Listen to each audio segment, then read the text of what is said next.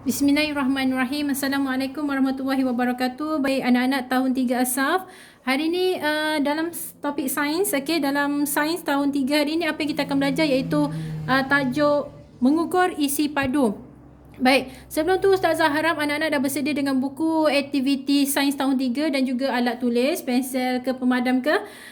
Baik, apa yang Ustazah nak bincang hari ini ialah topik ni sebenarnya anak-anak dah pelajari semasa PKP yang lepas, tetapi latihan yang telah anak-anak buat belum sempat lagi dibincang di dalam kelas. Jadi hari ini Ustazah akan tunjukkan jawapannya. Dan Ustazah akan berikan sedikit ulasan berkenaan dengan jawapan tersebut. Baik, kita lihat dulu muka surat 57. Ustazah harap anak-anak dah bersedia buka muka surat 57. Kita akan baca dulu tajuk. Tajuknya adalah untuk mengukur isi padu kotak lohong. Baik, soalan. Kira isi padu setiap kotak lohong di bawah menggunakan kubus 1 cm darab 1 cm darab 1 cm. Anak-anak, panjang dia 1 cm darab dengan lebar dia adalah 1 cm. Ni panjang, yang ini lebar. Ni panjang, lebar dan ini adalah tinggi. Kalau isi padu panjang darab lebar darab tinggi, 1 cm darab 1 cm darab 1 cm, kita akan dapat 1 cm padu. Baik, jadi satu kotak ni bersamaan dengan 1 cm padu. Ustazah akan tulis 1 cm padu. Okey, satu kotak ni kita kita kira sebagai 1 cm padu. Ini adalah isi padu. Isi padu bagi kubus ni adalah 1 cm padu. Baik, kita lihat soalan yang pertama. Bilangan kubus yang digunakan berapa? Isi padu kotak lohong berapa sentimeter padu? Baik, kita boleh mengukur isi padu kotak lohong ni, isi padu kotak lohong dengan menggunakan kubus 1 cm padu. Jadi kita kira dulu berapa kubus yang kita gunakan, berapa bilangan kubus yang ada. Baik, 1, 2, 3, 4, 5, 6. Jadi berapa bilangan kubus yang digunakan? 6. Jadi bila kotak ni memerlukan 6 kubus 1 cm padu untuk memenuhi lohong ni.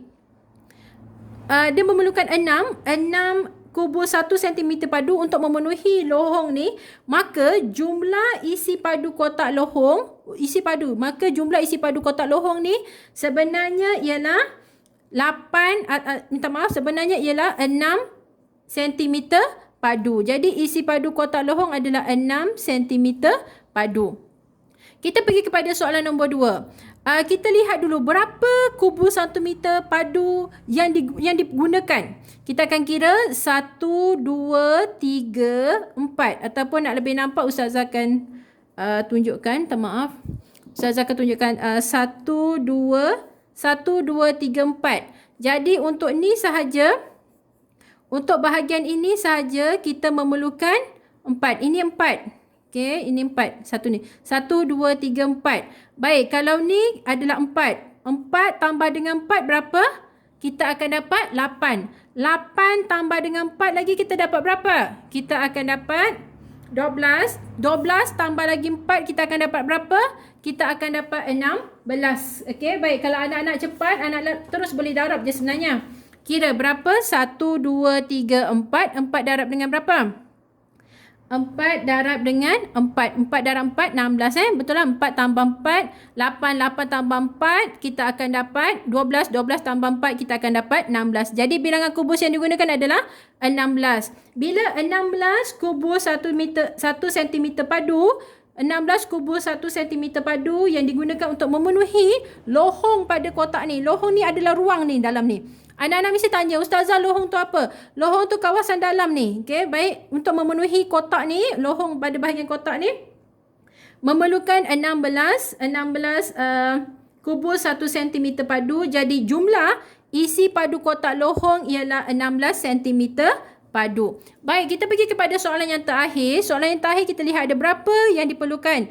Berapa kubus 1 cm padu yang digunakan. Berapa bilangan dia? Kita akan kira 1, 2, 3, 4, 5, 6. Baik, 6 untuk ini saja. Ini 6. Ni semua ni 6. Okey, baik. Ustazah dah tunjuk 6. Okey, yang ini 6. Baik, 6. Okey, 6 tambah 6 dapat berapa? 6 tambah 6 kita akan dapat 12. Tambah lagi dengan 6. Ini, okay, ni bahagian ni 6 juga. Okay, anak-anak mungkin ada yang macam, apa ni tak faham lah ustazah, macam mana ni? Okay, jangan risau. Ini 6. 1, 2, 3, 4, 5, 6. 6 ni tambah lagi dengan 6 dapat berapa? 12. Tambah lagi 6 sini berapa? Yang bahagian ni. Okay, 12 tambah dengan 6 kita akan dapat 18. 18 tambah 6 kita akan dapat 24. Okay, baik. Kalau tak, anak-anak boleh darab je. 6. Okay, ni kan ada 1, 2, 3, 4. 4 darab dengan berapa ni? 1, 2, 3, 4, 5, 6. Okay, 4 darab 6, 24. Tulis kat sini bilangan kubus yang diperlukan, yang digunakan adalah 24. Jadi, bila 24 kubus 1 cm padu yang diperlukan untuk memenuhi kotak lohong, maka jumlah isi padu kotak lohong tersebut adalah 24 cm padu. Jadi anak-anak boleh lihatlah sama ada latihan yang telah anak-anak buat itu betul ataupun salah. Jadi kalau sekiranya salah ataupun tersilap, anak dah tahu dah bagaimana, anak-anak sudah tahu bagaimana untuk mencari jawapan yang betul. Baik, kita akan sambung lagi halaman seterusnya iaitu muka surat 58. Okey, anak-anak boleh buka buku aktiviti muka surat 58. Baik, apakah kaedah? Okey, kita akan belajar kaedah. Kita akan baca tajuk dulu. Kaedah mengukur isi padu. Okey, baik, apakah kaedah yang kita perlukan untuk mengukur isi padu? Soalannya, lengkapkan ayat dengan jawapan yang betul. Baik, Ustazah akan baca dialog yang pertama. Saya ingin mengukur isi padu kotak lohong. Saya boleh menggunakan, jawapannya ialah, saya boleh menggunakan kubus. Kubus, okey, tuliskan jawapan kubus. 1 cm padu. Okey, yang ni panggil 1 cm padu sebab dia isi padu untuk mengetahui isi padunya. Baik, yang kedua, saya ingin mengukur isi padu air kotak. Okey, ni isi padu air kotak ni dia tunjukkan. Saya boleh menggunakan apa? Menggunakan kubus 2 cm padu, 2 cm padu untuk mengetahui isi padunya. Baik, yang terakhir sekali, saya ingin mengukur isi padu batu. Saya boleh menggunakan isi padu batu ni anak-anak. Batu adalah objek ataupun kita panggil sebagai pepejal tidak sekata. Jadi untuk batu ni, pepejal yang tidak sekata, kita tak boleh menggunakan kubus 1 cm padu. Tak boleh. Kita akan gunakan kaedah sesaran air. Dan kaedah ni Ustazah akan terangkan lagi selepas ini. Saya ingin mengukur isi padu batu. Saya boleh menggunakan, dalam kaedah sesaran air kita akan gunakan silinder penyukat.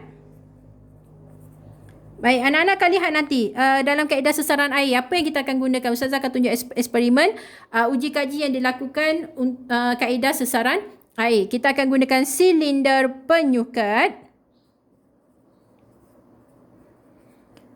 dan apa? Dan tin eureka. Okey, baik. Ingat anak-anak, eureka I huruf besar ya, untuk mengetahui isi padunya. Baik, kita pergi kepada muka surat seterusnya. Muka surat 59, anak-anak dah bersedia dengan halaman 59. Baik. Tajuknya mengukur isi padu cecair. Tandakan betul pada alat yang boleh mengukur isi padu cecair. Okey, sebagai contoh, yang pertama, ini adalah alat ni kita panggil picagari. Picagari ni boleh tak kita nak gunakan untuk mengukur isi padu cecair? Boleh jawapannya anak-anak. Boleh. Baik, yang ini, ni tak boleh lah. Ni kalau kita nak ukur panjang, kita boleh. Okey, gunakan alat ini. Untuk kita ukur luas, okey, panjang. Okay, kita dah belajar luas, panjang, kan? Kita akan ukur dulu dia punya panjang. Kita akan ukur lebar dia. Barulah kita boleh tahu berapa luas. Kalau yang ni, ni penimang tak boleh anak-anak. Ni untuk ukur jisim, berat. Pembaris pun tak boleh sebab kita nak ukur panjang lah. Selalunya kita akan gunakan pembaris untuk kita ukur berapa panjang kertas ni, berapa panjang meja, kita akan gunakan pembaris. Dan ini kita panggil silinder penyukat. Silinder penyukat memang kita akan gunakan untuk mengukur isi padu. Dan yang terakhir bika. Ya, bika pun kita akan gunakan untuk mengukur isi padu. Baik, soalan yang nombor 2 ni, bagi Ustazah soalan ni sangat penting lah. Sangat penting untuk anak-anak. Baik, Ustazah akan baca soalan. Sambung garis putus-putus untuk menunjukkan aras mata yang betul. Baik, aras mana yang betul? Ialah aras ini. Ini aras yang betul. Okey, kita akan sambung garis putus-putus ni. Inilah aras yang betul. Okey, baik. Mungkin ada yang tanya, Ustazah, kenapa ni tak betul? Ini kemungkinan bacaan kamu. Okey, kalau kamu lihatlah betul-betul. Dia berada pada atas, bahagian atas. Dia tidak berada pada bahagian meniskus. Meniskus ni apa, Ustazah? Meniskus ni anak-anak, okay, Ustazah ada buat nota di sini. Meniskus ialah permukaan cecair di dalam sesuatu bekas yang kelihatan berkelok. Maksudnya cecair ni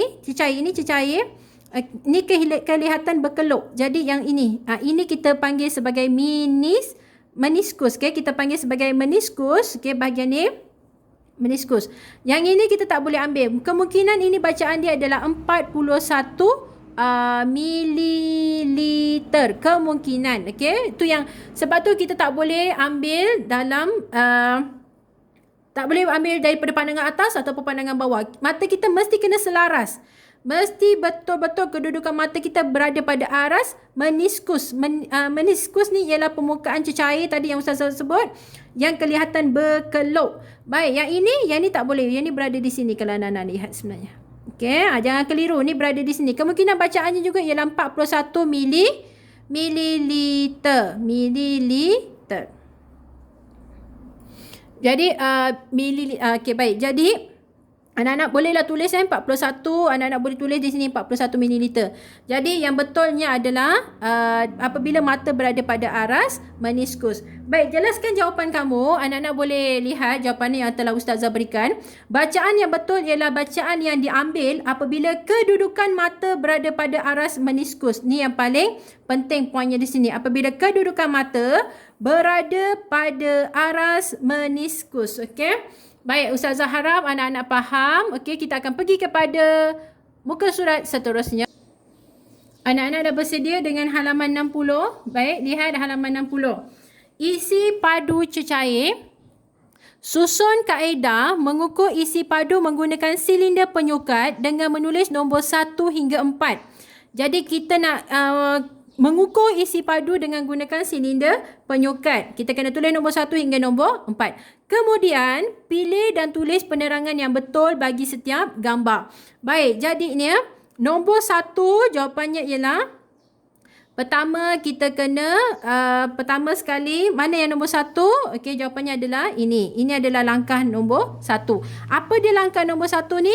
Langkah nombor 1 ni ialah letakkan silinder penyukat di tempat yang rata. Baik, ini adalah nombor 1. Huraian dia. Letakkan silinder penyukat di tempat yang rata. Jadi anak-anak boleh tulis di sinilah.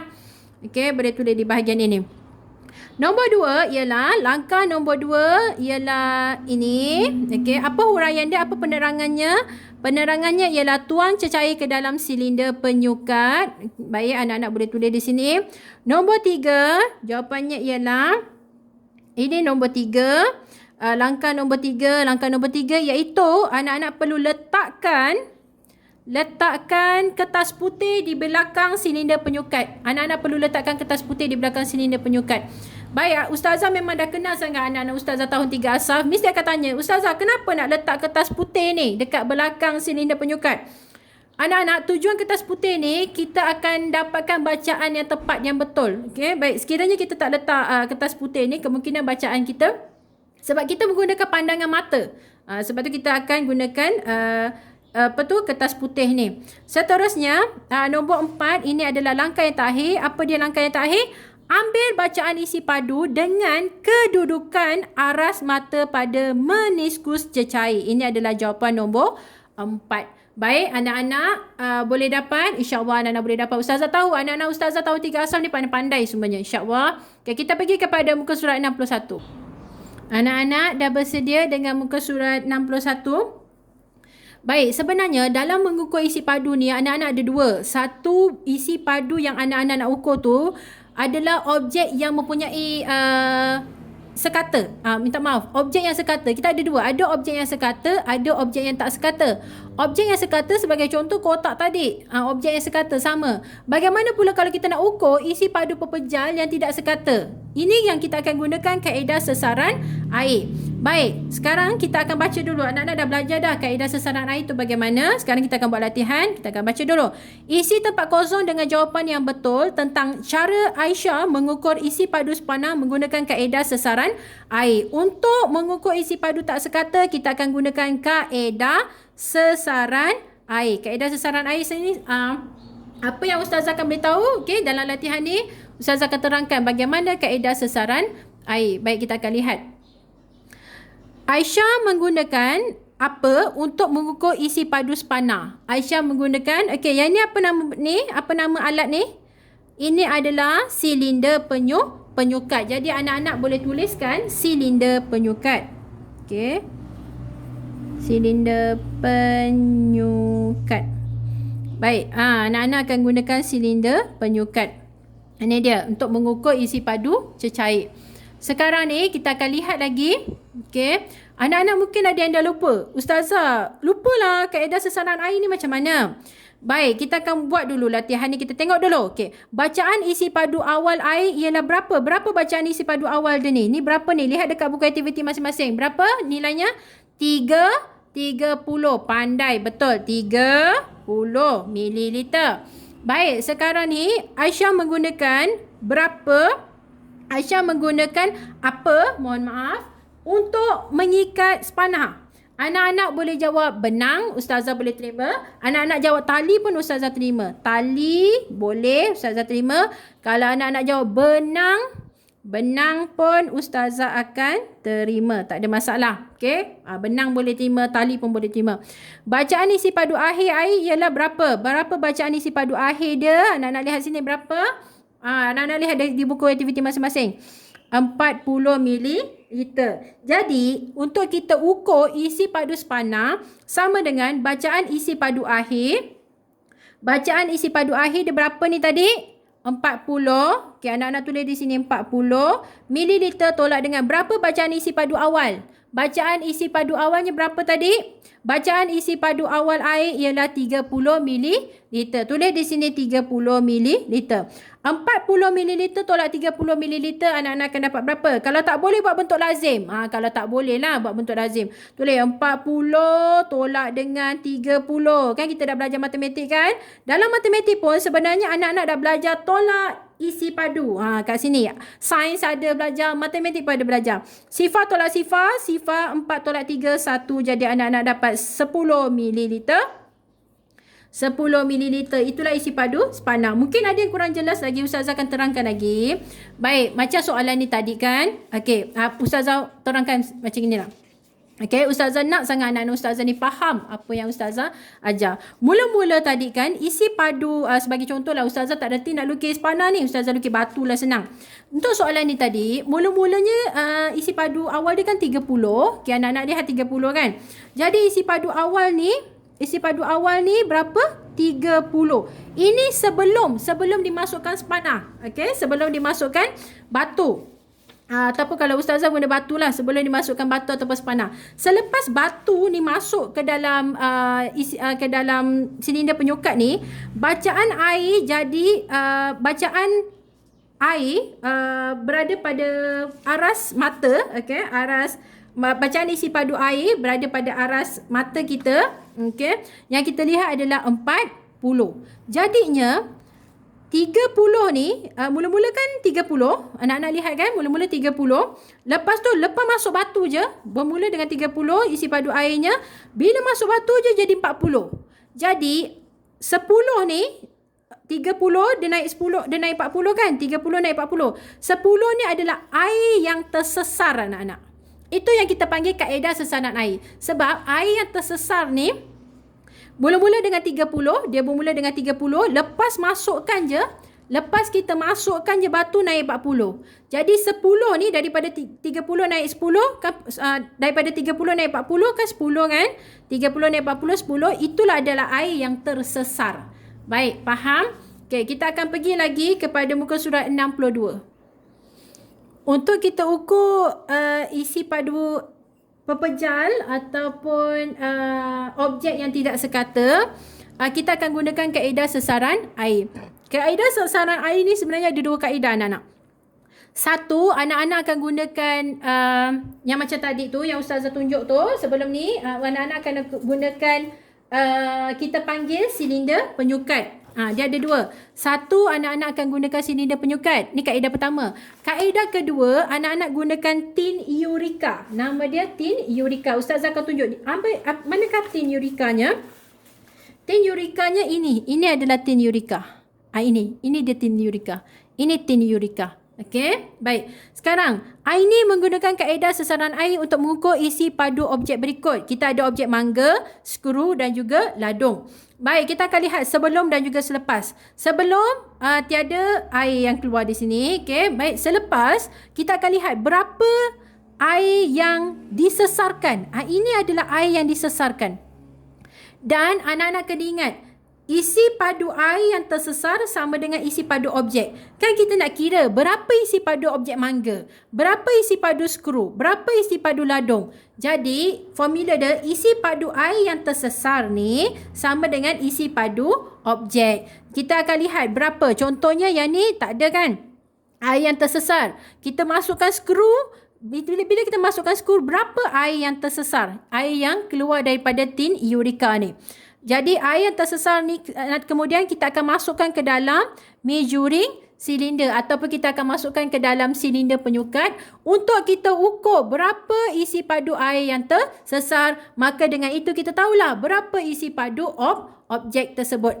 Baik, kita akan lihat isi padu ni berapa. Kalau anak-anak baca, anak-anak akan dapat ni 10, 11, 12. Anak-anak ingat kena kira, lihat keluk yang ada, lihat bahagian meniskus. Mohon maaf Ustazah tersilap. Okey, gunakan bahagian ni. Okey, ini kita panggil bahagian meniskus.